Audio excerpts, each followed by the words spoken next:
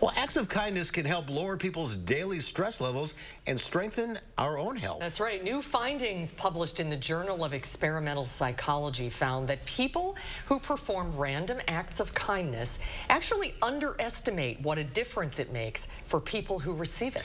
UW Health distinguished psychologist Dr. Shilagh Mirgain back with us. Welcome back. Good to see you. Good to see you. No baby today? Not today. Taking a nap? Yep. So, random acts of kindness, I mean, it goes both ways. Yeah, so the University of Texas did a series of experiments where they had people go out, for example, on a cold ice skating rink and do a random act of kindness, like give people hot chocolate.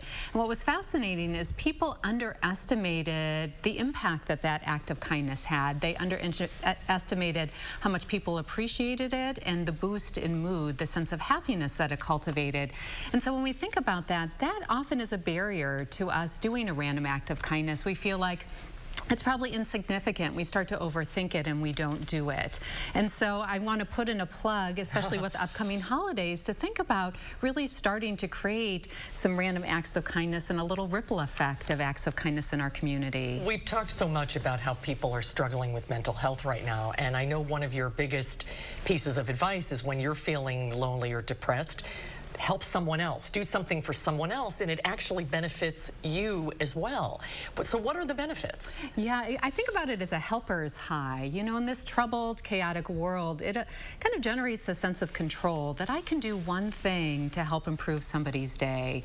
And again, it lowers our own stress level. And when we look at data longitudinally, it actually improves our happiness, and that boost in happiness lingers for quite a significant time. So it helps others, but it also equally, if not more, helps ourselves. And it doesn't have to be a big thing. Yeah, and what, you know, we can start to feel like, oh, maybe it's cheesy, or we overthink it, or how will the person, will they misinterpret it, or maybe they feel like they have to give back to us. And my big takeaway is don't overthink it. It can be something like you just think about somebody in a stolen moment. Text them, reach out, say hi, how are you doing?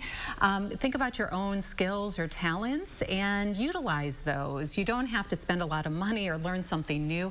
Oftentimes the smallest, simplest things are most significant. Does the recipient have to be somebody you know, or just a stranger?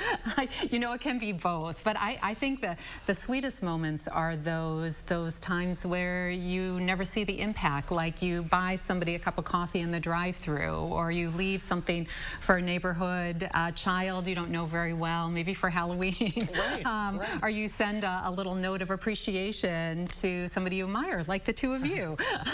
And so those often can go a long way. And again, you know, we think about receiving those. It makes you feel like, gosh, somebody was kind to me today. I can keep going. It builds, you know, it can really give somebody a sense of strength in times where we're all struggling. Right. So it can really be meaningful. Be a little human during these times. Yes, be the change you want to see in the world. Absolutely. Isn't that how they say it? Yeah. Shilagh, great advice as usual. Thanks so much. Great to see you. We'll see you soon. See you soon.